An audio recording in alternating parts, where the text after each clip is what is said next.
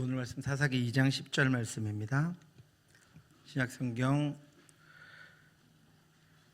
362쪽입니다. 사사기 2장 10절 말씀 우리 마음에 새기면서 같이 한번 봉독하도록 하겠습니다. 같이 읽겠습니다. 그 세대의 사람도 다 그 조상들에게로 돌아갔고 그 후에 일어난 다른 세대는 여호와를 알지 못하며 여호와께서 이스라엘을 위하여 행하신 일도 알지 못하였더라.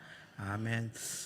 여러분 그 바이블 아카데미를 통해서 성경의 이렇게 권별로의 흐름을 잘 여러분 기억하시기 바랍니다. 우리 이렇게 또 전체적인 맥락 가운데에서 성경을 살펴보고 또 우리 창세기부터 매일 새벽에 시작했던 오늘 이제 베드로전서를 들어가서 이제 7월 달이면 계시록까지 끝날 것 같습니다. 이렇게 매일 한 장씩 말씀을 살펴보면서 그 안에 전혀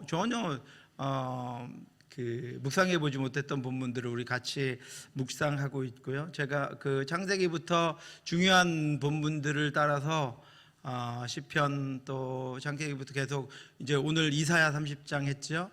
쭉 이렇게 각 장의 중요한 본문들을 따라서 주일날 설교하고 있고 또 에베소서 6장 강의 또 사도행전 전장 강의 이렇게 했습니다. 여러분 하나하나들 잘 마음속에 새기시면서 여러분들 앞으로 이제 말씀 읽고 말씀대로 살아가는 기초가 튼튼하게 놓여질 수 있도록 여러분 그렇게 말씀 가운데에서 하신 하나님께서 우리에게 주신 것들을 여러분 발견해내시고 기억해내시고 어려울 때마다 성령님께 도움을 구하시면 됩니다. 성령 하나님은 하나님의 말씀을 밝혀주시는 분입니다. 하나님의 말씀을 우리에게 충만하게 인도해 주시는 성령 하나님 의지해서 정말 어떤 일들이 있더라도 말씀에서 무너지지 않고 흔들리지 않는 여러분들 되시면 좋겠습니다. 오늘 사사기 지난주에 개론을 했습니다. 그리고 사사기를 이번 주 다음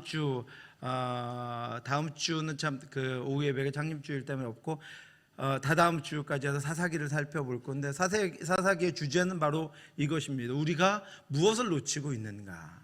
그죠? 오늘 2장 10절의 말씀처럼 우리가 그토록 지금 사랑하는 아이들, 우리의 다음 세대, 내 목숨과도 바꿀 수 없는 이 아이들이 어떻게 자라가고 있는가? 어떻게 자라야 하는가? 어떻게 하나님의 은혜가 우리보다도 더 풍성하게 자녀들에게 흘러갈 수 있는가? 그런 다음 세대가 어떻게 이루어져? 우리의 다음 주가 42주년인데요. 우리 이전에 기도하셨던 분들은 우리를 통해 열매를 보시는데 우리는 과연 40년 후에 어떤 열매를 거두게 될 것인가 하는 것들 여러분 기억하면서 사사기를 통해서 내가 지금 놓치고 있는 것이 무엇인가? 우리 가정이 지금 놓치고 있는 것이 무엇인가? 내 인생에 놓쳐진 것이 무엇인가를 다시 한번 말씀 안에서 하나님 안에서 돌아보는 그런 시간이 되시면 좋겠습니다. 사사기에서 사사라고 하는 것은 영어로는 저지스라고 하는 그 재판관이라고 하는 뜻입니다. 히브리어도 쇼페르라고 하는 재판관이라고 하는 뜻이 사사라고 하는 그 뜻입니다.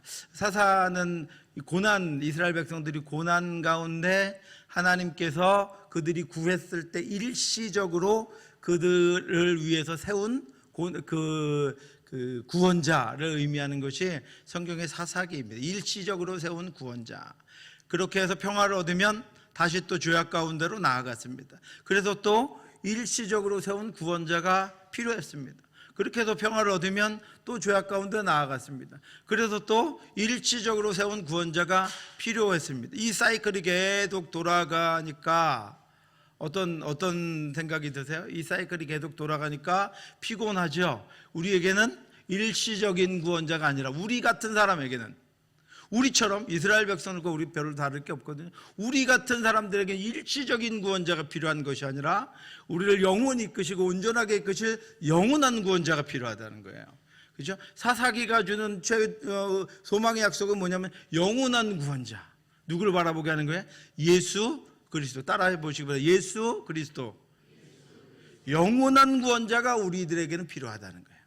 영원한 구원자가 필요하다. 일시적인 구원자를 가지고는 하나님의 영원한 구원과 구원의 은혜를 영원히 맛볼 수 있는 능력이 우리에게 없습니다 라고 하는 것을 고백하는 것이 사사기이기 때문에 저와 여러분들도 마찬가지 고백입니다. 우리에게는 그럴 능력이 없습니다. 우리에게는 영원한 구원자이신 예수 그리스도만이 온전한 구주 되십니다 라고 하는 것입니다. 사사기가 지향하는 것이 바로 영원한 구원자이신 예수 그리스도를 갈망하게 하는 것입니다. 그 영원한 구원자로 예수님 우리에게 오셨습니다. 그러니 우리는 이스라엘 백성들과 같이 넘어지면 안 돼요. 이스라엘 백성들과 같이 실패하면 안 됩니다. 이스라엘 백성들과 같은 악의 악순환의 사이클을 반복해 가면 안 되고 우리의 그 이스라엘 백성들의 세계관은 뭐라 그랬죠?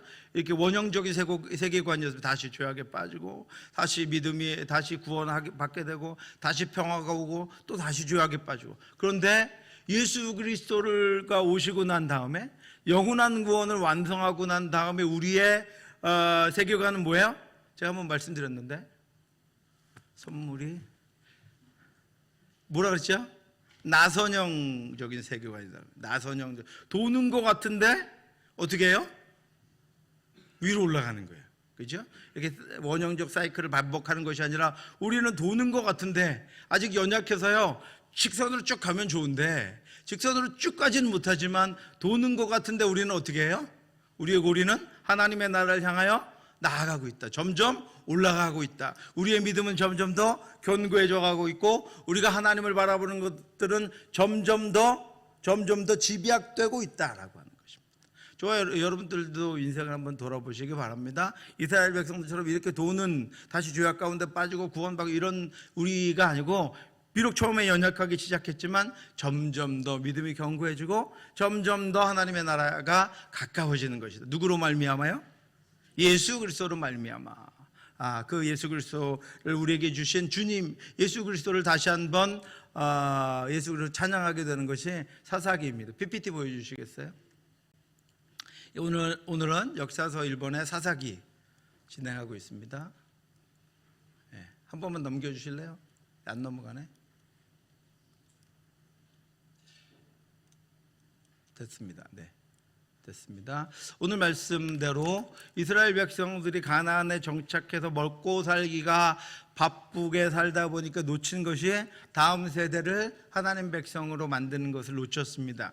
그래서 다음 세대는 어떻게 해요? 하나님도 알지 못하고 하나님이 하신 일도 알지 못하는 세대가 되었다. 이것이 사사기의 시작입니다.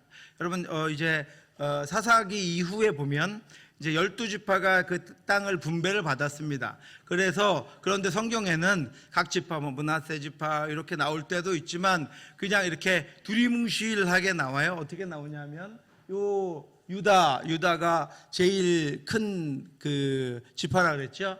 유다 지파, 유다 산지에 사는 사람 이렇게 나옵니다. 이렇게 나오기도 하고요. 사사기에도 그렇고 그 다음에 요 에브라임과 므낫세 지파, 여기 므낫세인데 여기를 에브라임 산지에 사는 사람 이렇게 에브라임 산지 사람 그러면 대충 에브라임 므낫세 지파에 속했다. 그 중에 속했다. 물론 이제 구체적으로 더 속한 지역이 나오기도 합니다. 그 다음에 요 갈릴리 여기 무슨 지파가 있었죠? 스불론, 이사갈 이런 지파들이 네 지파가 있었죠. 이 지파를 갈릴리 지역의 사람이다 이렇게 이야기합니다. 또 요단 동쪽에 뭐라고 써 있죠? 갈릴리가 아니라 뭐라고 써 있죠? 길르앗. 요 요단 동쪽에 있었던 두 지파 반을 지목해서 길르앗 사람이다. 오늘 이제 사사기에도 그렇게 나오는데 길르앗 사람이다. 그렇게 여러분 성경에 나올 때 거긴 또 어디 안 들어본데 이렇게 생각하시지 말고 요단 동편에 있는 지파의 사람, 그러니까 어느 지파인지 정확하게 나올 때도 있고 나오지 않을 때도 있지만 길르앗 사람이다라고 하면 요단 동편에 있던 지파. 그 다음에 유다 사람이다, 유다 산지 사람이다 그러면 유다 지파를 포함한 이 그 남쪽에 있었던 지파. 그 다음에 에브라임 사람이다 그러면 에브라임 므낫세를 포함한 요셉 지파. 그 다음에 갈릴리 사람이다 그러면 이스라엘 북쪽 지파. 여러분 그렇게 이제 이해하시면 좋겠습니다. 사사들 가운데에도 그렇게 나오는데 여기 보시면 어디요? 길르앗 사람에 아이리나 입다는 길르앗 사람 어디 사람이라고요? 요단 동편에. 그렇죠? 갑자기 똑똑해지신 거예요.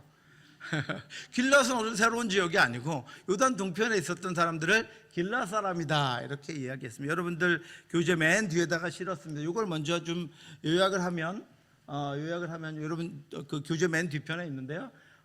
온니엘, 에훗, 드보라, 기드온, 입다, 삼손 이 6사람의 이야기가 성경에 자세히 나오고 있습니다.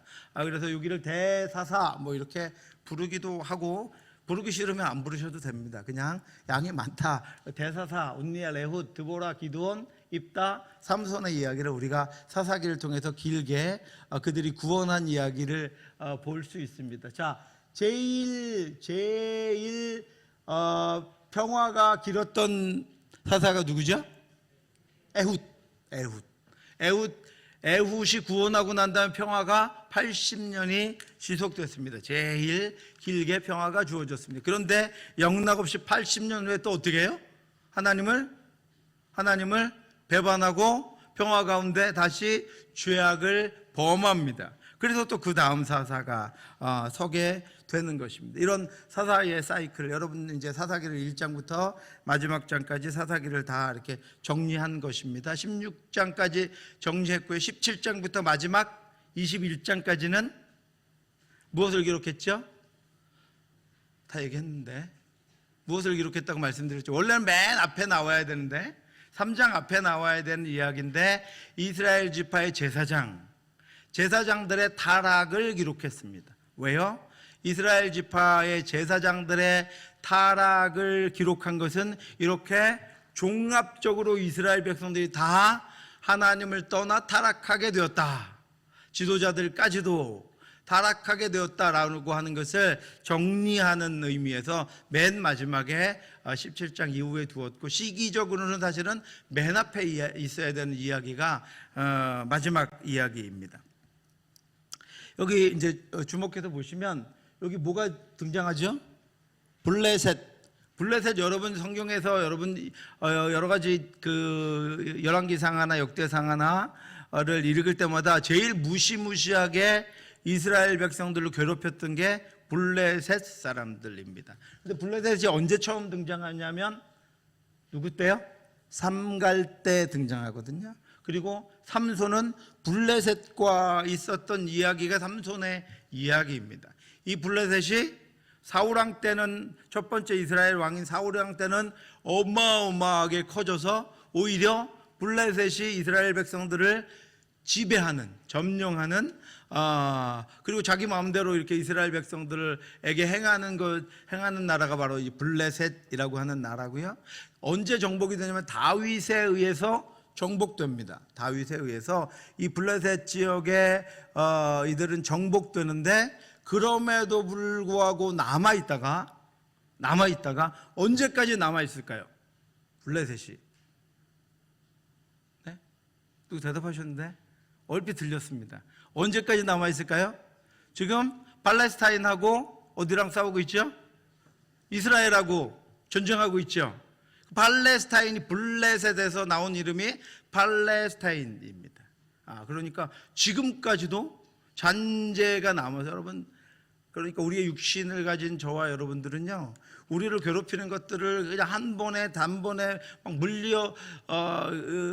그냥 제거할 수가 없습니다. 쉽지 않습니다, 여러분. 그것을 어떻게 해야 돼요? 억제하고 그것들이 우리 안에 다시 일어나지 못하도록 말씀으로, 그러니까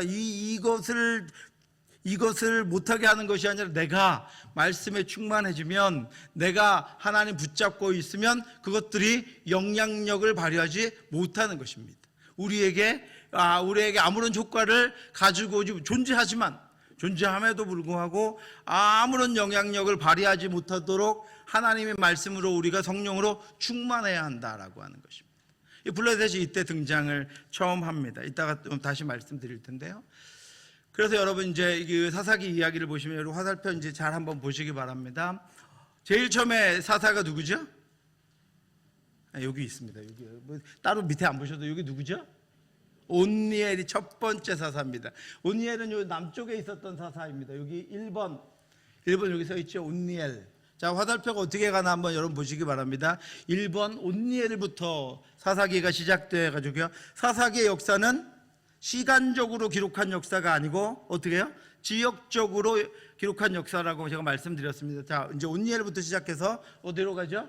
에훗에게로 갑니다. 그죠? 조금 북쪽으로 올라갔습니다. 그 다음에 드보라, 그 다음에 기드온, 그 다음에 돌라, 그 다음에 야일, 그 다음에 입다. 야일하고 입다는 어디 사람이에요? 요단 동편 지파입니다. 입다, 그 다음에 입살, 그 다음에 저 위에 이제 엘론은 안 올라갔다 근데 이 엘론 잠깐 올라갔다가 그 다음에 압돈, 마지막 사사가 누구죠?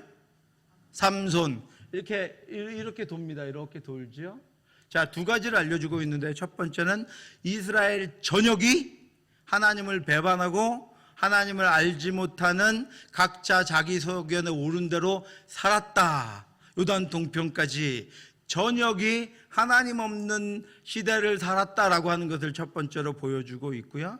두 번째는 이게 지금 어떻게 돌죠? 이렇게 돕니다. 그죠? 이렇게 원형은 아니지만 시계 반대 방향으로 돌아요. 이스라엘 히브리어는 어떻게 씁니까? 왼쪽에서 오른쪽으로 이렇게 쓰는 거예요. 오른쪽으로 이렇게. 그러니까 어떻게 돌리는 거예요? 어떻게 이스라엘의 전 지파를 남쪽에서부터 시작해서 시계 반대 방향으로 이스라엘 백성들이 글을 기록하는 방향으로 해가지고 어떻게 돌리는 거예요? 온 지역이 다 하나님 없는, 하나님 알지도 못하고 하나님이 하신 일도 알지도 못하는 지역이 되어버렸다. 이 지역은 어떤 지역입니까? 하나님이 이스라엘 백성들에게 주신 젖과 꿀이 흐르는 땅입니다. 그런데 왜 저렇게 되었을까요? 젖과 꿀은 땅에 나는 젖과 꿀이 아니고요. 젖과 꿀은 뭐예요? 하나님의 인도하심과 하나님이 주시는 복입니다. 하나님을 하나님으로 섬기지 않고는 하나님이 주시는 복이 없어요. 그런데 우리가 메마른 광야에 있어도 하나님이 거기 함께 하시면 무슨 땅이 돼요? 젖과 꿀이 흐르는 땅이 됩니다. 저와 여러분들의 인생이 세상에서 보기에는 보잘것없고 온전치 못해 보여도 하나님이 함께 하시면 어떤 땅이에요? 하나님이 보내신 젖과 꿀이 흐르는 땅입니다. 거기서 우리의 자녀들은 하나님이 주신 아름다운 열매를 먹고 하나님이 주신 은혜를 받으며 이 땅을 살아가게 될 것입니다.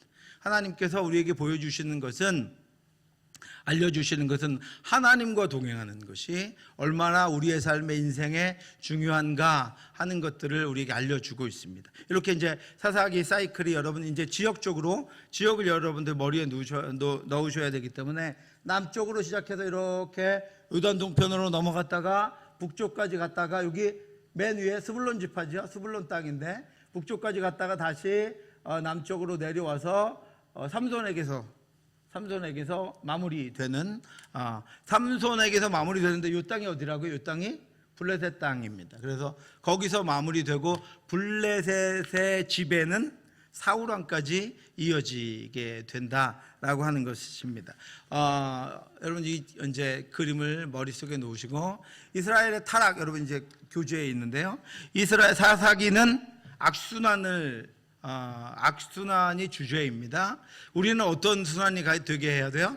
선순환이 우리의 인생에 있게 해야 합니다. 이 사람들은 하나님이 계시지 않으므로, 하나님을 왕으로 모시지 않으므로 악순환을 계속했고, 우리는 악순환을 끊고 하나님을 우리의 왕으로 모시고 하나님과 동행함으로 믿음의 선순환이 이루어져야 한다라고 하는 것을 우리에게 알려주기 위한 것이 사사기입니다.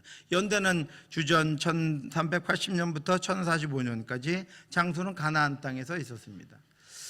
이스라엘의 타락을 보여주고 있는 것이 1장부터 3장 7절까지입니다. 왜 타락이냐 하는 것을 이제 그 내용을 제가 말씀드릴 건데요. 가번 보시면 가나안을 완전히 정복하지 못한 이스라엘. 그럼 타락은 어디에서부터 시작됩니까? 우리가 아무리 믿음이 있고 우리의 결심을 가지고 출발해도, 개인도 마찬가지고 가정도 마찬가지고 교회도 마찬가지고, 아무리 우리가 신앙의 굳은 결심을 가지고 출발하고 살아가도 우리는 연약한 존재이고 우리 각자에게는 약한 부분들이 있습니다. 그렇죠? 약한 부분들을 우리는 가지고 있습니다. 그런데 아까 금방 말씀드린 대로 그 약한 부분들을 하나님이 주시는 강한 것들로 제어하고 있지 못하면 어떻게 돼요? 이런 것들이 일어나서 결국은 우리를 하나님의 온전한 은혜로부터 벗어나고 하나님의 온전한 은혜를 누리며 살지 못하도록 인도한다, 못하도록 한다라고 하는 것입니다. 이 가나안 땅을 완전히 정복하라 그러셨는데 그렇게 하지 못했습니다. 못한 것도 있지만 하지 않았습니다. 그 실패가 결국은 사사기를 이끌고 가고 있다라고 하는 것입니다. 그것을 보여주고 있는데 첫 번째는 유다의 실패입니다.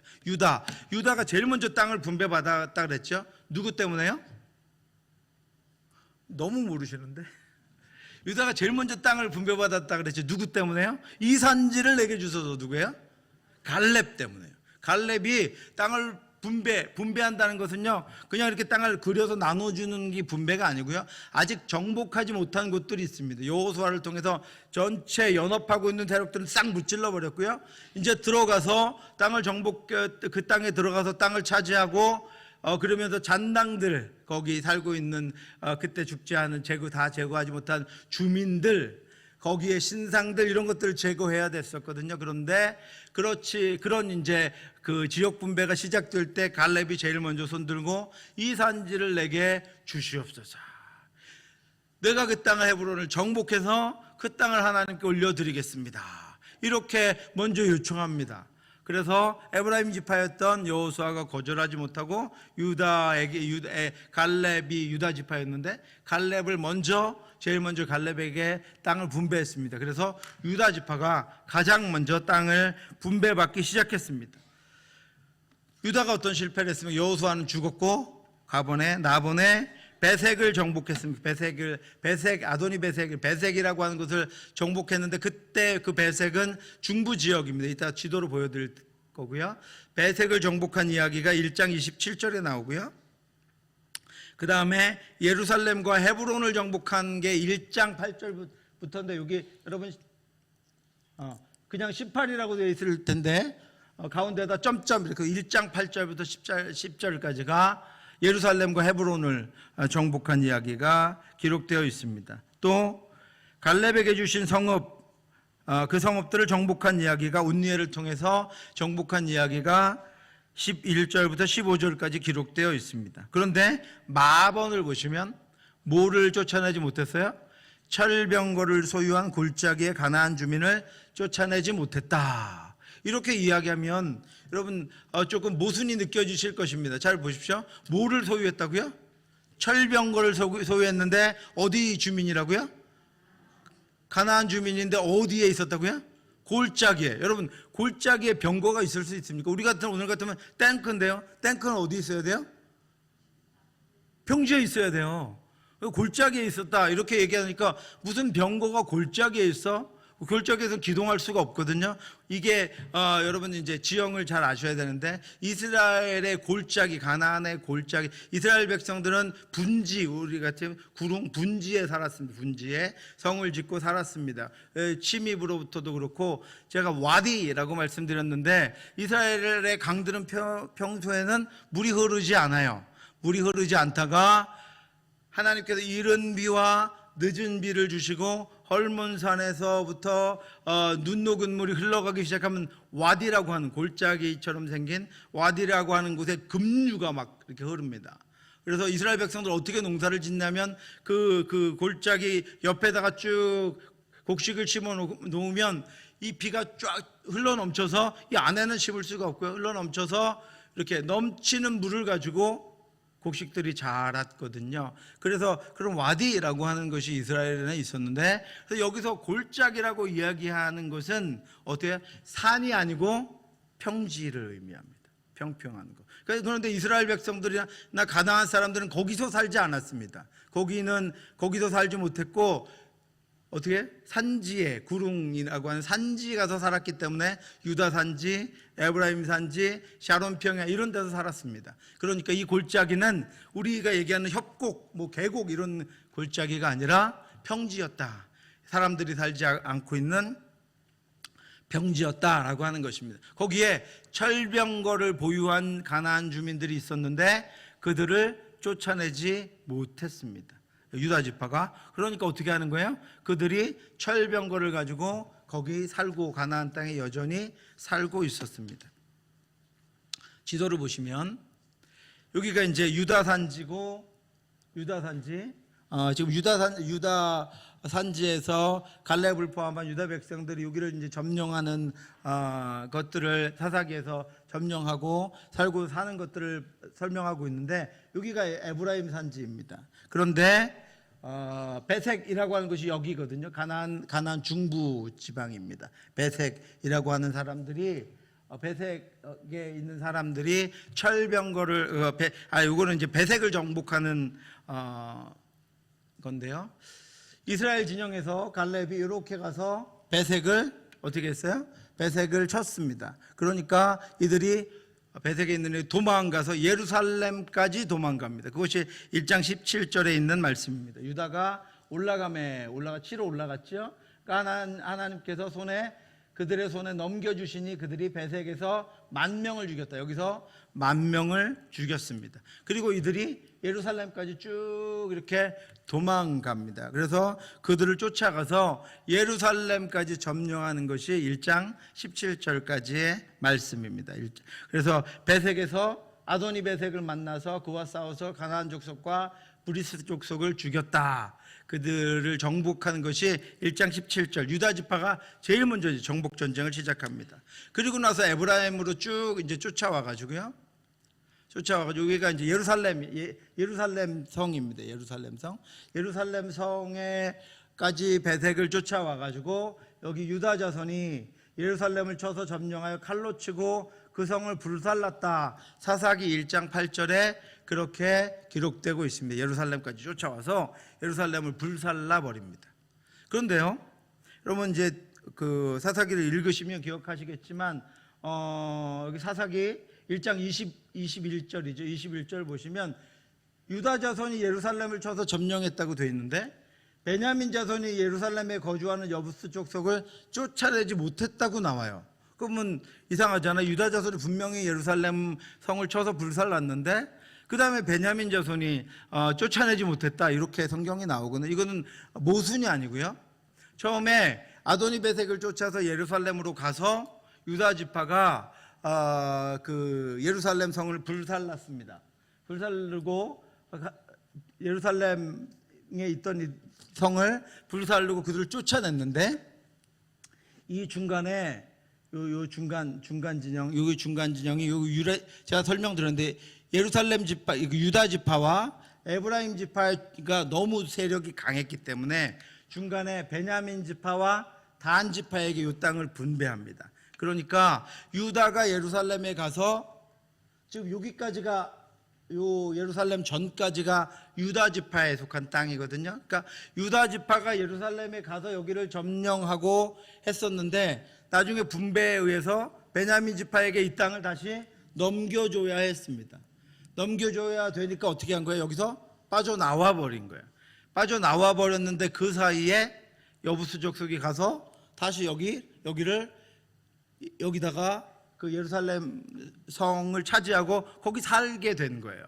그런데 베냐민 지파는 너무 지파가 약하니까 그러니까 유다 지파에게 요청하거나 이랬어야 되는데 그냥 이들을 두고 이 땅 여기 땅을 그냥 비워둔 채로 여부스 족속이 살도록 놔둔 채로 나머지 땅에서 베냐민 지파가 살았습니다. 그리고 결국은 어떻게 된 거예요?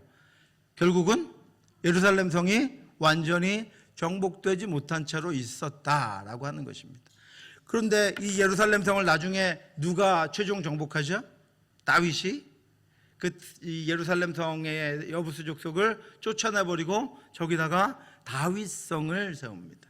그리고 나서 저기에다가 예루살렘 성을 솔로몬이 짓고 성전 여기 보면 여러분 성전산이 여기 보이시죠? 네, 성전산을 거기다 성전을 짓고 그리고 나서야 비로소 그곳이 예루살렘 성이 되어 버립니다. 이렇게 점령하는 과정 또 이렇게 인수인계하는 과정에서 이 가나안 족속들이 얼마나 강한지 여러분 자기 땅을 빼앗기면 가만히 있겠습니까? 갈 데도 없고요. 그러니까 계속해서 산속이나 막 이런 데 숨어서 머물고 있다가 잠시 비면 어떻게 하는 거예요?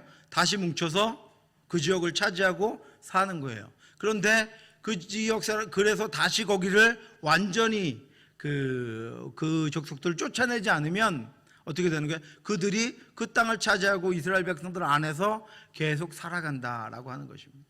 계속 살아가다 보니까 이스라엘 백성들이 어떻게 해요?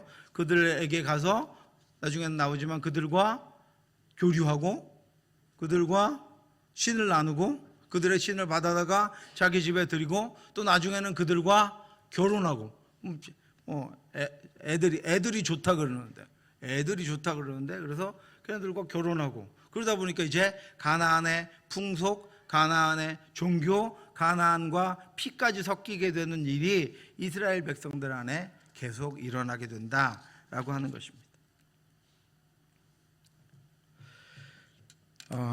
온니엘의 이야기가 1장에도 나오고 그 다음에 3장에도 처음에도 나오는데요.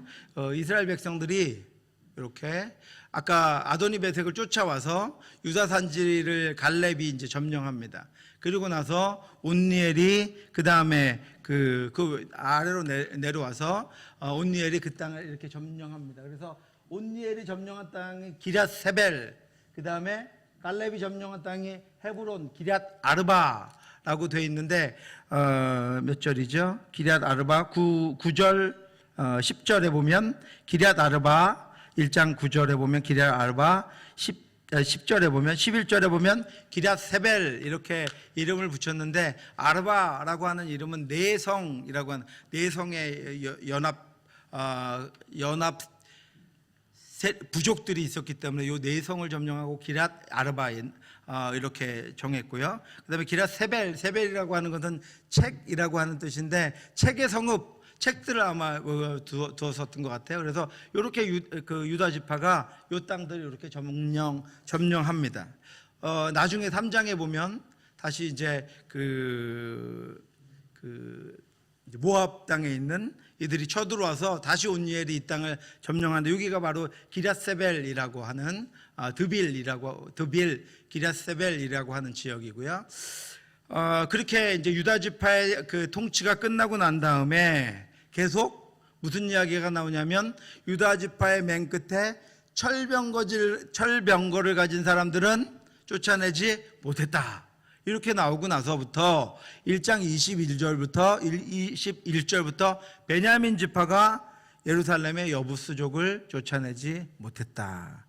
또 요셉 지파의 에브라임 지파가 베델을 정복하지 못했다.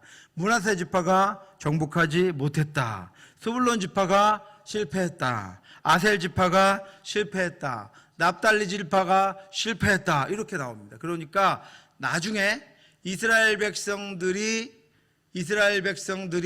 그 땅에서 괴로움을 당한 이유가 결국은 뭐에 있었냐면 1장의 실패가 원인이 되었다라고 하는 것입니다. 그러므로 여러분 굳건하게 믿음 가운데 서서 온전치 못한 것들 또 바르지 못한 것들을 철저하게 하나님 앞에 온전히 세우고 가야 나중에 그것들로 말미암아 어렵게 되는 일이 없다라고 하는 것입니다. 여러분 발걸음은 이렇게 빠르지 않아도요 천천히 가도 어떻게 해요? 하나님 앞에 하나님의 말씀에 온전하게 가야 한다라고 하는 것입니다. 1장 후반부터의 이 실패들이 결국은 사사기 전체의 실패를 가져오게 된다라고 하는 것을 보여주고 있습니다. 여기서 끝나는 것이 아니라 이제 34절부터 36절에 단지파도 실패했다. 다 실패했죠. 그러니까 이스라엘 전역에 우상 숭배와 하나님을 알지 못하는 일들이 이스라엘 전역에서 일어나게 되었다라고 하는 것입니다. 단지파는 아모리 족속을 쫓아내지 못하고 자기들이 오히려 산지에 정착지를 찾아서 거기서 살아야, 왜냐하면 작은 지파였기 때문에 오히려 쫓아내야 될 이들이 그 메인을 차지하고 자기들이 산지에 올라가서 사는 것이 단지파 이야기입니다. 지도 보시면 이렇게 이제 이스라엘 백성들이 차지하고 있었던 땅인데, 처음에 여기 지금 여러분 지도에 표시해 놓은 요 지역들이 이스라엘 백성들이 들어가서 정복하지 않거나 정복하지 못한 땅입니다.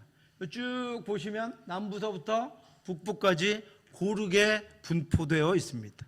사사기 아까 그 사사들이 일어나게 된 것이 전국에 고르게 분포되어 있었던 이유, 이스라엘 백성들이 괴로워서 하나님이 사사를 세워준 이유가, 그들이 각지에 다 있었던 이유가 바로 1장에 나오는 정복하지 못한 땅이 각지에 다 있었기 때문에, 어느 한 지역이라도 온전하게 정복했다면 그곳에는 괴로움이 없었을 거예요. 그래서 사사를 구하는 일이 없었을 텐데, 전 지역이 다 조그맣든 크든 산지로 도망갔던, 노예를 하겠다고 들어왔던 어떻든 가나안 족속들을 용인하고 자신들이 그들을 그냥 두는 것을 용인해 버렸기 때문에 그들로부터 나중에 철저하게 괴로움을 당하는 일이 발생하게 됐다라고 하는 것입니다.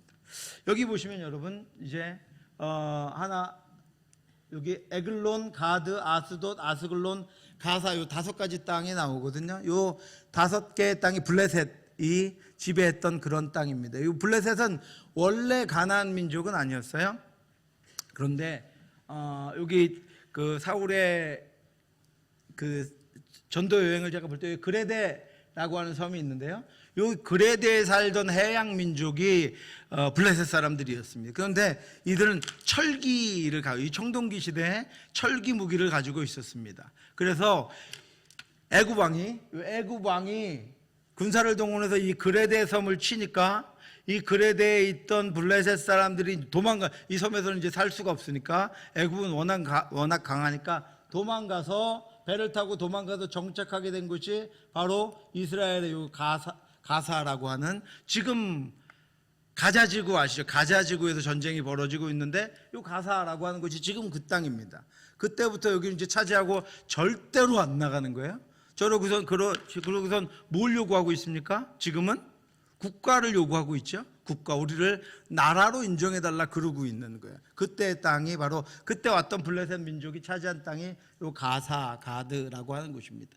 여기만 간 게 아니고 이 이제 소아시아의 여러 지역으로도 갔습니다. 그래서 얼마나 많은 괴로움들을 당했는지, 나중에 다윗 왕이 이스라엘을 정복하고 그 성전을 세우고 왕궁을 지을 때, 여기 보시면 두로와 시돈, 여기도 블레셋이 점령했었거든요. 그러니까 여기 왕들이 뭘 보내줘요?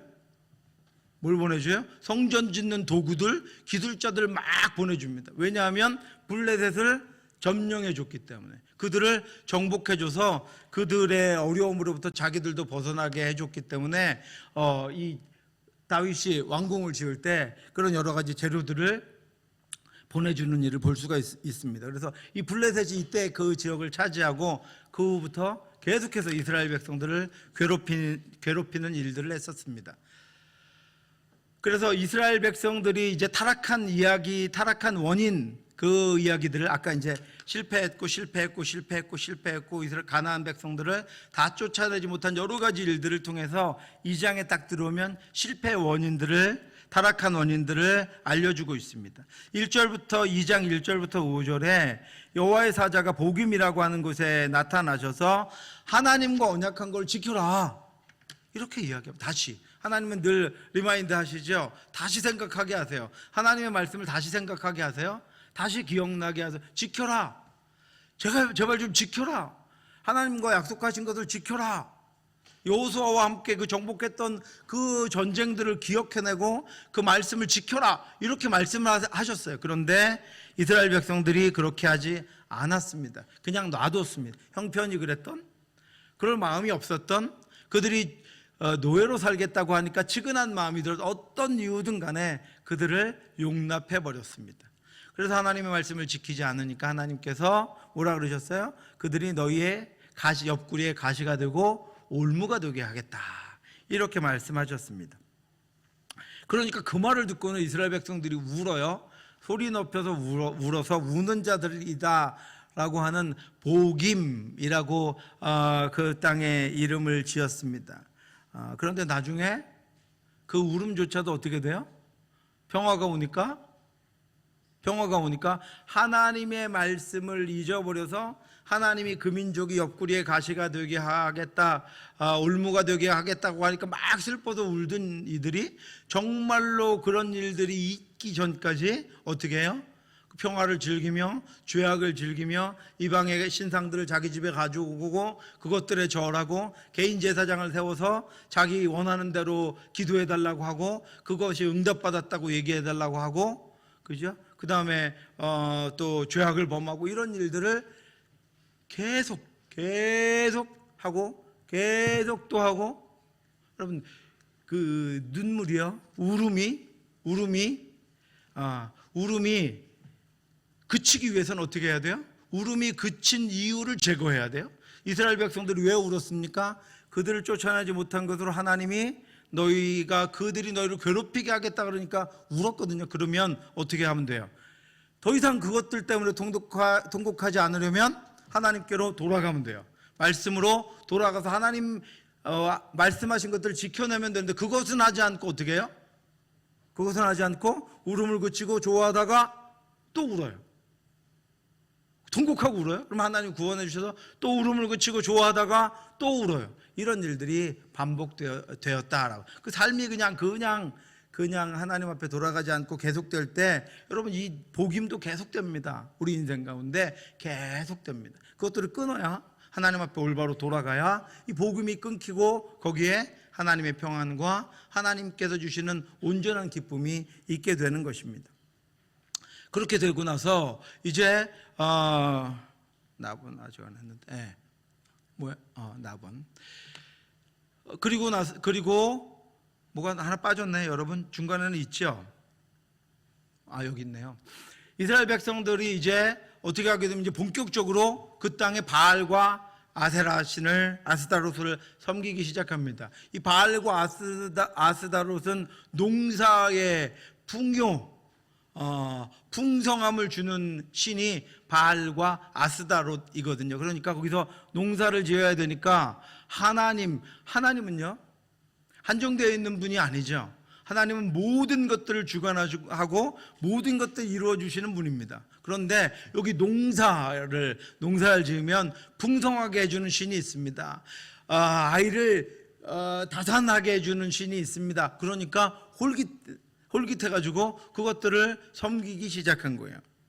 그래서 그 신들을 비로소 이스라엘 백성들이 받아들이고, 어떻게 완전히 쫓아냈으면, 그리고 그것들을 부숴버렸으면 그것들을 받아들일 수 없었는데, 그들을 용납하다 보니까 이제 그것들을 받아들이게 돼. 처음에는 쳐다보지도 않다가 어떻게 해요?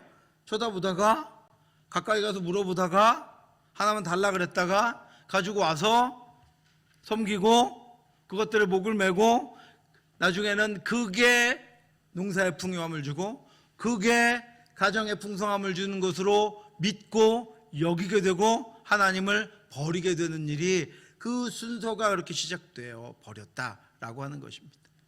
막을 사람이 없었어요. 그리고 나서 그래서 이제 대적들이 시험의 도구로, 이스라엘 백성들의 믿음을 시험하는 도구로, 하나님께 돌아오게 하는 도구로 남겨지게 되었다라고 하는 것이 2장 20절부터 3장 4절까지 말씀이고요. 그 다음에 그럼에도 불구하고 이스라엘 백성이 또 한 발, 여러분, 죄는 이렇게 처음에는요, 이렇게 좀 마음에 찔리고 그랬다가요, 조금 더 담대해졌다가 그 다음에 깊이 들어갔다가 내가 죄의 원인이 되어버립니다. 이스라엘 백성들 마찬가지예요. 처음에는 그냥 데리고만 살았다가, 처음엔 말도 잘 안 했다가, 처음에는 우습게 여겼다가, 그들의 생활 풍속을 보고 물어보고 질문하고 지혜를 얻고 신을 가지고 오고 막 이러다가 결국은 어떻게 된 거예요? 같이 살자, 저들이 좋습니다. 그리고 나서 나중에 그 족속들과 결혼하게 됩니다. 그들과 이제 어떻게 되는 거야? 섞이게 되는 거예요. 섞이게 됐다는 것을 무엇을 말씀하시죠?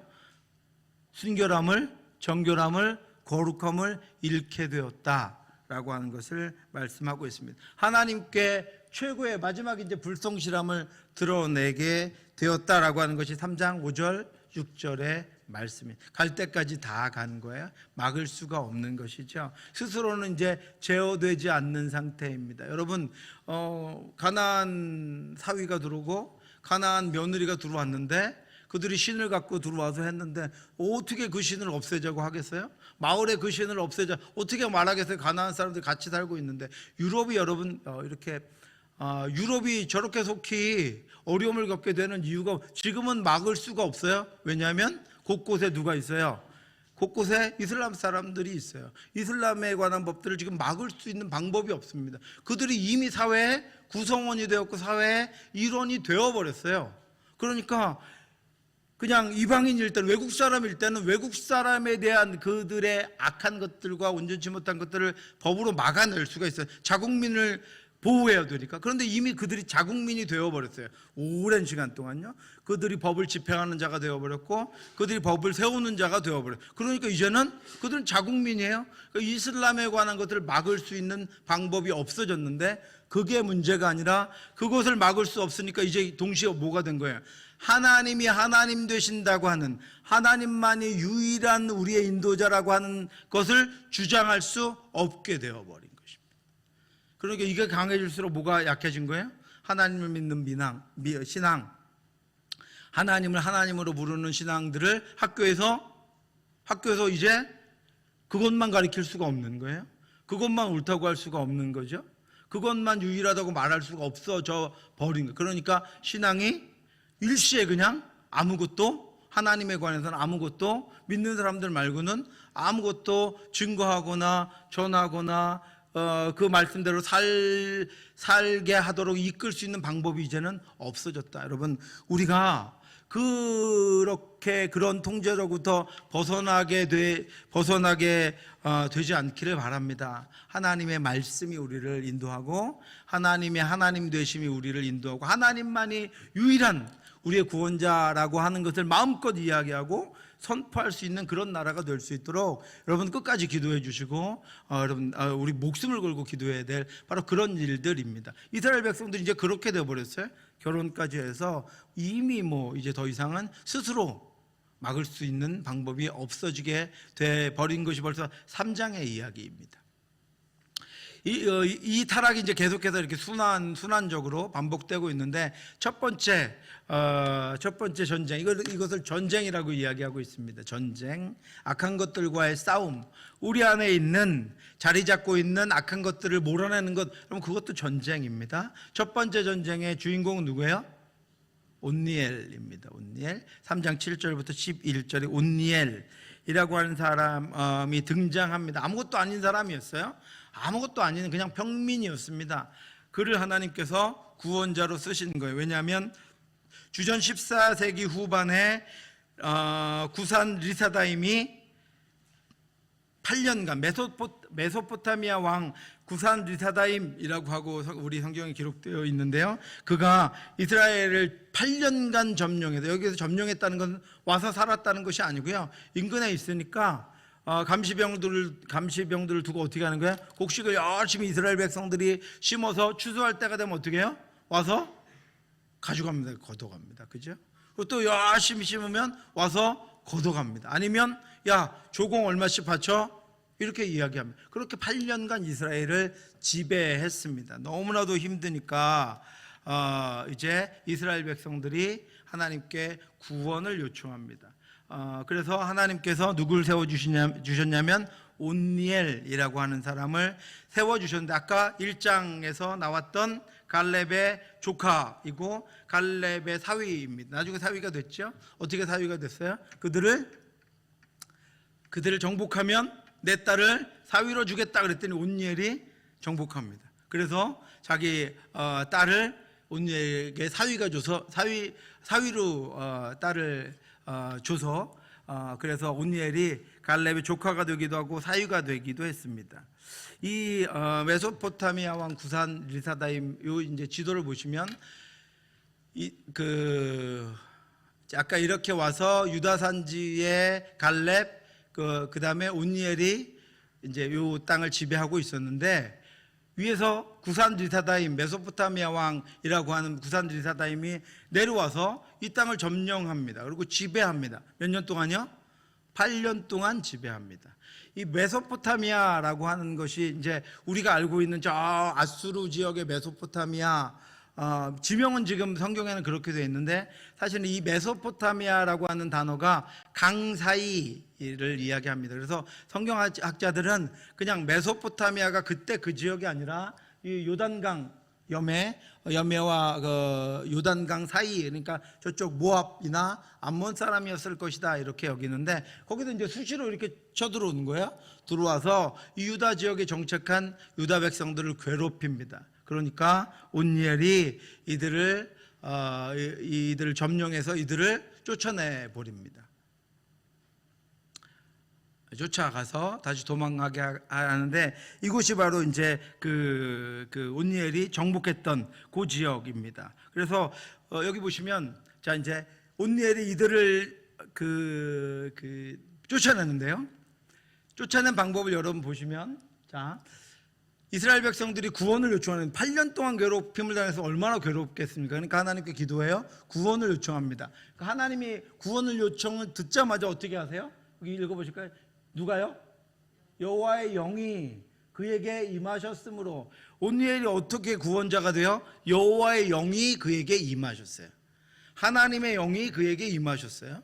그래서 그가 구원자가 됐습니다. 구원자가 된 온니엘이 이 8년간이나 괴롭힌 메소포타미아의 구산 리사다임을 어떻게 없애나 여러분 한번 보시겠어요? 여기 10절만 같이 한번 읽어보실까요? 시작. 여호와의 영이 그에게 임하셨으므로 그가 이스라엘의 사사가 되어 여호와께서 메소포타미아 왕 구산 리사다임을 그의 손에 넘겨주심에 온니엘의 손이 구산 리사다임을 이기니라. 이게 8년간 괴롭힌 구산 리사다임과의 전쟁이 한 줄로 요약되어 있습니다. 자, 온니엘이라고 하는 사람을 여호와의 영이 어떻게 하셨어요? 임명하셔서 그에게 임하셨어요. 그러니까 여호와의 영이 임한 온니엘이 가서 싸워요. 싸우는데 전쟁이 어떻게 됐는지 모르는데 어떻게 됐어요? 전쟁이 어떻게 됐다고 말하고 있습니까?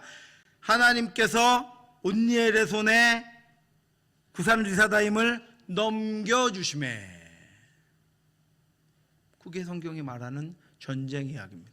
8년간 괴롭게 했던 그 구산 리사다임을 몰아내는데 뭐가 있었어요? 하나님의 영이, 하나님의 손이, 하나님의 영이 온니엘에게 임하시고 하나님의 손이 구산 리사다임을 온니엘에게 넘겨주셨다. 옛날에 개그 프로에 이런 말이 있어요. 참 쉽죠잉 뭐 이런 거죠. 참 쉽. 뭐 여러분 더 뭐 있습니까, 여러분? 누가 하시는 거예요? 하나님이 하시는 거예요. 하나님이 하시는. 참 쉬운 일. 여러분, 그런데 이것만 쉬웠습니까? 여리고를 무너뜨릴 때 어떻게 됐어요? 요단강을 건너갈 때 어땠습니까?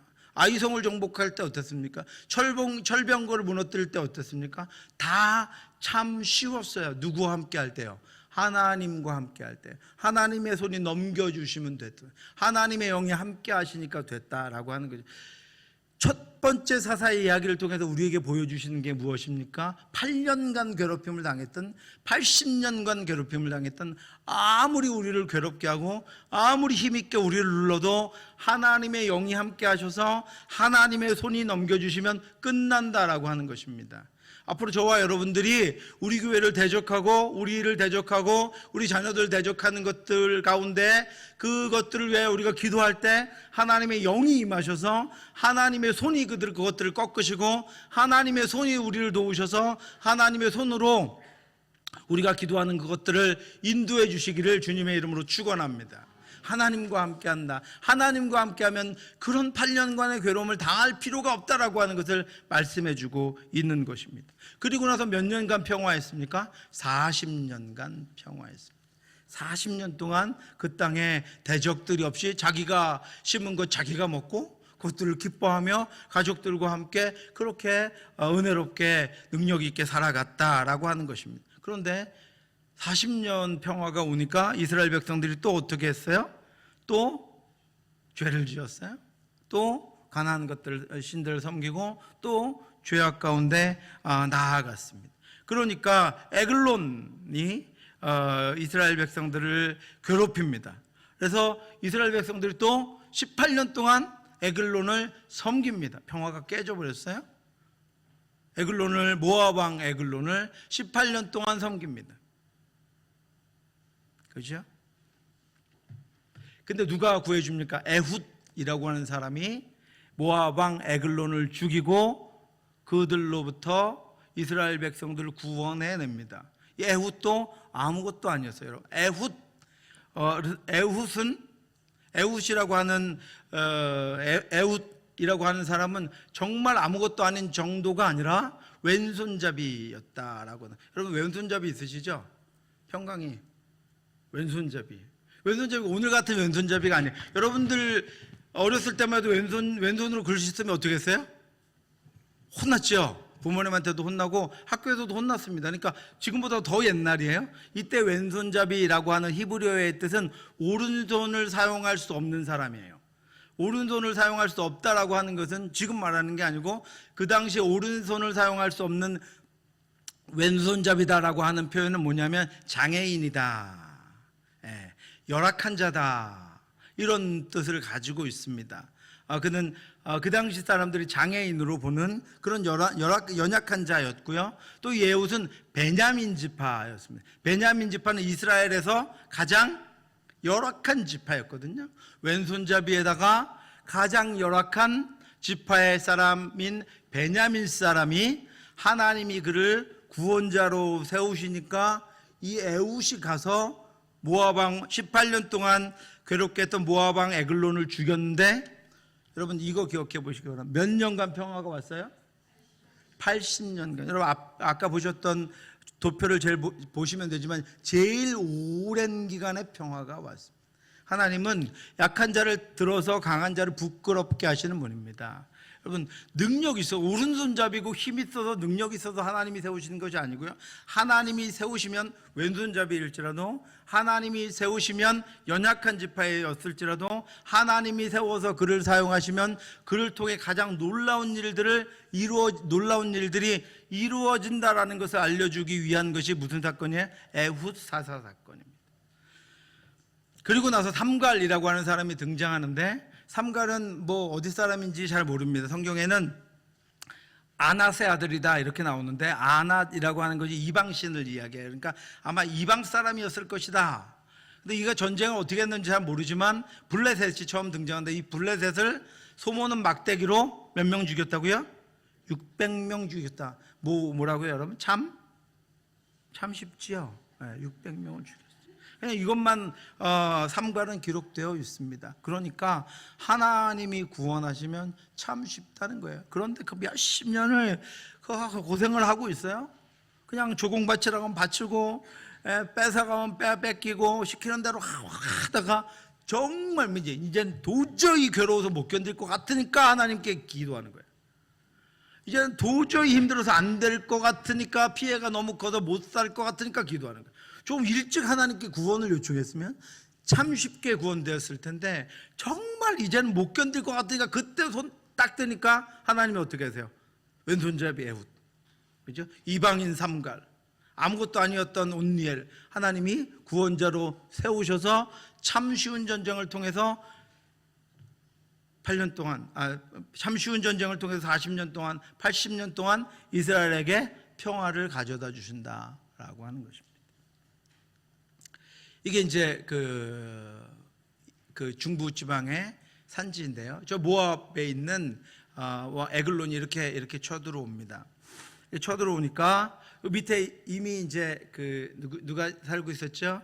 에훗이 그 밑에 베냐민 지파였으니까, 베냐민 지파 요 가운데 절충 지역에 살고 있었잖아요. 에훗이 올라갑니다. 왼손잡이였습니다. 왼손잡이 에훗이 올라갑니다. 모압 왕 에글론이 있는 곳으로 숙소로 올라가요. 올라가서 어떻게 하죠? 올라가서 거기 종려나무, 종려숲이라고 하는 그곳에 그 에글론이 있었는데, 이 에글론에게 가서 어떻게 합니까? 에글론에게 에훗이 가서 그를 그 여리고라고 하는 지역에 가서 에글론을 무찌릅니다. 왼손잡이인 에훗이 가서, 여러분 이제 3장을 잘 살펴보시면, 여러분 그 당시에는 칼을 오른손으로 썼잖아요. 그러니까 상대방의 오른손은 주목합니다. 왕이 이렇게 대면을 할 때. 나머지 신하들도 그렇죠. 그런데 에훗은 왼손잡이였어요. 왼손잡이였으니까 어떻게 해요? 이 왕의 왕의 자기 왼손은 경계 안 하거든요. 오른손에는 아무 무기가 없었습니다. 그러니까 왼손을 가지고 왕의 뭐를 뽑아요? 칼을 빼서요. 그리고 왼손으로 찌릅니다. 그런데 이 왼손의 힘이 얼마나 셌던지 그 칼이 모압 왕 에글론의 배를 뚫어버립니다. 그리고 그 자리에서 즉사합니다. 그러니까 에훗이 어떻게 문을 닫고 문을 잠그고 도망갑니다. 도망가서 죽이고 난 다음에 도망가서 이 에브라임 산지라고 하는 곳에 가서 나팔을 불고 에브라임 사람들을 부릅니다. 그래서 이 에브라임 사람들이 가서 이제 그 여기서 도망간 에훗의 병사들을 쫓아가는 거예요. 군인들을 쫓아가서 여기 이제 갈릴리 요단강가에 갔을 때 거기서 진을 치고 있다가 이 모압 사람들을 10,000명을 죽이는 것이 바로 이 사건입니다. 하나님께서 이 에훗이라고 하는 사람을 사용하셔서 가장 긴 평화의 기간을 이스라엘 백성들에게 주시고 그 약한 자를 사용하시면 약한 자라도 하나님께서 사용하시면 하나님의 능력 가운데 세워진다라고 하는 것을 보여주신 것이 바로 이 에훗의 전쟁입니다. 그 다음에 이제 드보라 이야기가 나오는데요. 드보라는 여자였습니다. 이 드보라라고 하는 이름은 꿀벌이라고 하는 뜻을 가지고 있었거든요. 이 드보라가 부름을 받습니다. 또 이스라엘 백성들이 또 타락해서 하나님께 구원을 요청하니까 하나님께서 드보라 이번에 여자 사사를 그러니까 종류별로 다 세우시는 거예요. 하나님이. 왜요? 하나님이 세우시면 누구든 된다는 거예요. 누구든 하나님이 능력 주시면 하나님의 영이 함께 하시면 누구든 이스라엘 백성들의 구원자로 세워진다라고 하나님께 권능이 있다라고 하는 것을 보여주시기 위해서 이번에 여자 선지자 드보라를 부르십니다. 그래서 에훗이 떠나고 난 다음에 이스라엘 백성들이 하나님을 또 떠나버렸어요. 그래서 이번엔 가나안 땅에 있는 야빈이라고 하는 이 왕이 이스라엘을 통치합니다. 이스라엘 백성들을 통치하는데요. 이들은 철병거 900대를 가지고 있었습니다. 그래서 20년간 이들에게 학대를 받습니다. 그때 하나님께서 누굴 세우시냐면 드보라라고 하는 여자 선지자를 세우시는데 여러분 이제 여기 제가 화살표 해놓은 게 있거든요. 여기가 미스바입니다. 여기가 이제 드보라가 있던 곳이에요. 미스바 땅인데, 요 미스바 땅인데, 그 이스라엘 백성들을 괴롭힌 그 야빈이라고 하는 것은 요 지역, 이스라엘 골짜기라고 하는 요 지역의 평지 지역에 철병거 900승을 가지고 여기를 점령하고 있었어요. 근데 요 지역이 중요한 이유가 뭐냐면 이스라엘 북쪽과 이스라엘 중남쪽을 연결하는 곳이 바로 이 이스라엘 골짜 평야입니다. 그렇지 않으면 북부와 중남부가 분리되어 이스라엘 백성들이 분리되어 버려요. 그래서 이스라엘 백성들을 분리시켜 버리고 여기 점령하면서 이스라엘 백성들이 힘을 합치지 못하도록 막고 있었던 것이 하소랑 야빈이었습니다. 그래서 이들을 점령해야 되니까 이들이 괴롭히고 있으니까 여기 미스바에 살고 있던 드보라가 요 지역에 여기 게데스라고 하는 여기 살고 있던 바락이라고 하는 사람을 부릅니다. 이 바락이라고 하는 사람은 북부 지역을 통치하고 있었던 북부 지역에 있던 사람이었거든요. 그러니까 이 드보라가 바락과 연합해서 북부 지역과 중남부 지역을 이제 연결하려고 하는 거예요. 연합 전선을 펴서 연합해서 요 이스라엘 지역에 머무르고 있던 하솔왕을 철병거 900대를 가지고 이 지역을 점령하고 있던 하솔 왕을 물리치려고 했기 때문에 이 바락을 이쪽으로 이제 부릅니다. 이스라엘 같이 연합하기 위해서 바락을 부르는 것이 이제 이 지도를 통해서 표현되고 있고요. 드보라라고 하는 사람이 성경에 2번 나옵니다. 창세기 아래 보시면 창세기 35장 8절에 보시면 리브가의 유모가 드보라라고 하는 사람이었는데 베델 아래에 있는 상수리나무 밑에 묻었다. 그래서 베델 이 근처가 미스바거든요. 그런데 성경에 또 다른 드보라가 오늘 나타나죠. 어디 있었다고요? 라마와 베델 사이에 있던 드보라. 그래서 이 아마 드보라의 이름을 유명했기 때문에 드보라의 이름을 따서 또 한 명의 영웅이 나타났는데 그 드보라, 여자 선지자였던 드보라를 하나님께서 세우셔서 이스라엘 백성들을 구원하게 하시는 것이 드보라 전쟁 이야기입니다. 이제 가나안 백성들과 전쟁을 하는데요, 저 바락과 함께 연합해서 하소랑 야빈의 병거들을 다 900승을 물리치고 난 다음에 군대 장관이라고 하는 시스라가 도망갑니다. 자기 군사들은요, 남쪽으로 도망가게 만들어서 거기서 다 죽게 만들고 자기는 북쪽으로 도망가 버려요. 자기와 연합했던 곳으로 도망가서 거기서 이제 혼자 살려고 군대 장관 시스라가 거기 도망갔는데 거기서 누구한테 죽죠? 야엘이라고 하는 한 여인에게 거기서 죽임을 당합니다. 관자놀이를 말뚝으로 쳐서 그 시스라라고 하는 장군을 죽이고 하솔 왕이 점령하던 것들, 그 점령을 다 이제 해체시켜 버리고 이스라엘의 평화가, 40년의 평화가 오게 되는 것이 이 드보라 사건입니다. 그러니까 드보라의 그 사건에는 드보라, 그 다음에 바락, 그 다음에 야엘이라고 하는 세 명이 합쳐서 이 일을 이루어냅니다. 지도 보시면 예전에 이 여기 하소랑 야빈의 연합군을 여호수아와 함께 여호수아가 메롬 전투에서 물리친 것이 여호수아에서 나옵니다. 그런데 이들이 이때 전쟁에서 패하고 나서 그동안 뭐 한 거예요? 다시 숨겨놓았던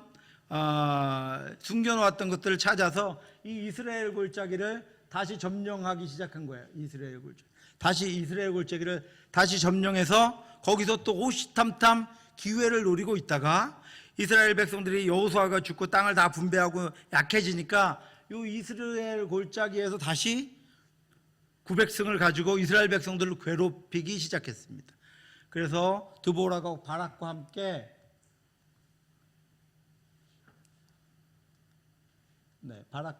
드보라가 다볼산에 진을 치고 이제 가나안군이 그 하소랑 야빈과 함께 철병거가 가나안군이 여기 다안악이라고 하는 곳에 진을 치고 이제 서로 전쟁하려고 그렇게 합니다. 그래서 이들이 먼저 메롬산의 드보라의 그 사람들을 이제 얕잡아 본 거죠. 900승이니까. 그래서 여기를 쳐들어왔을 때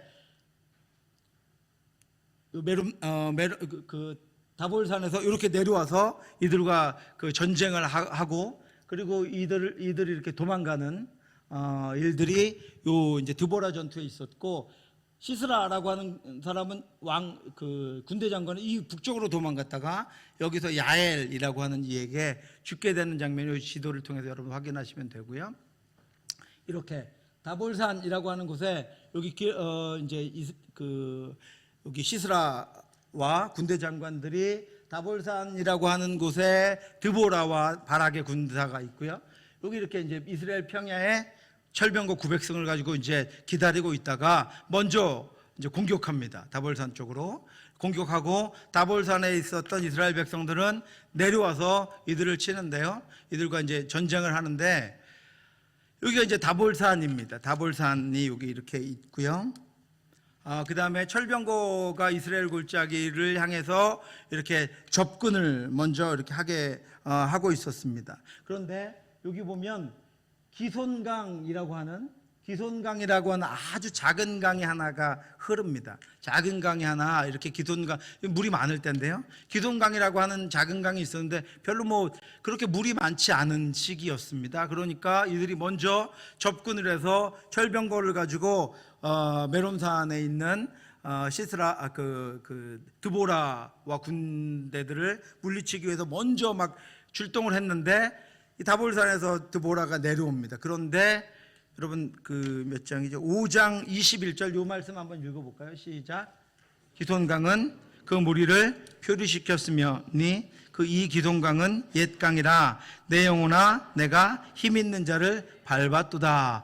지금 누구랑 싸우는 거예요? 드보라랑 시스라 군대 장관과 싸우는데요.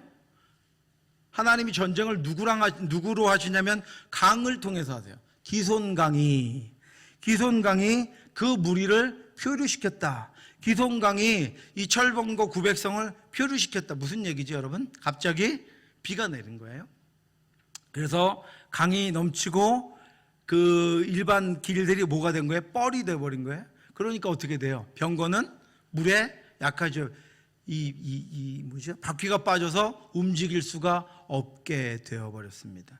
그러니까 성경에 분명하게 뭐라고 해? 드보라와 바락이 이들을 물리쳤다고 하지 않고 어떻게 해요? 기손강이 그 무리를 표류시켰으니 내 영혼아 내가 힘 있는 자를 밟았도다. 누가 했다고요? 하나님이 하셨다고요. 하나님이 뭐를 통해서 하셨어요? 강을 통해서 하셨다고요.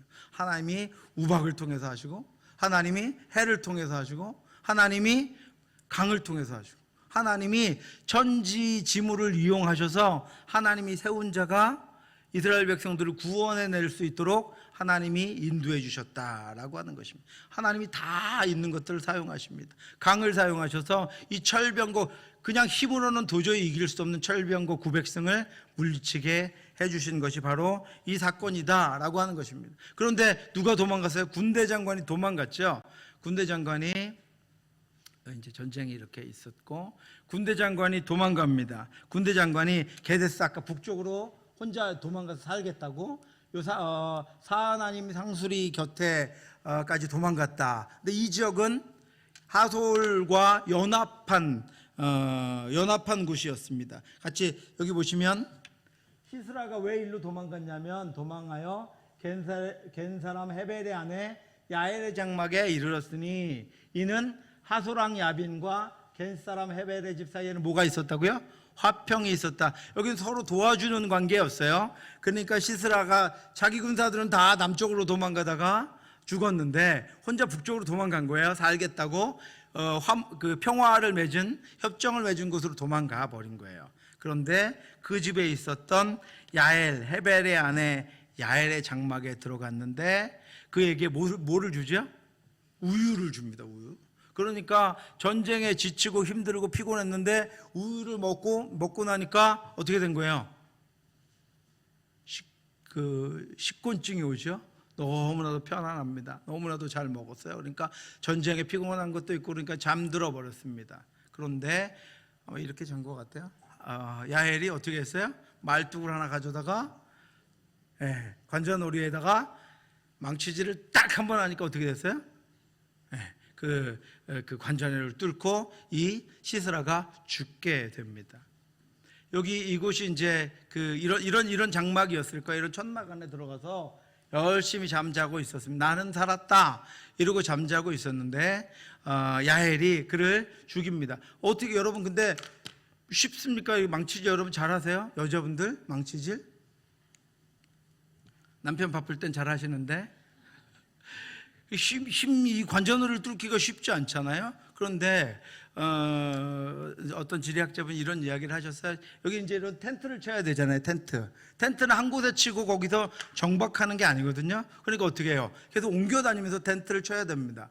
근데 여러분 텐트 잘 치시는 분들이 있지만 남자가 이제 텐트를 딱 이렇게 기둥이라 해놓고 뭐 해야 되죠?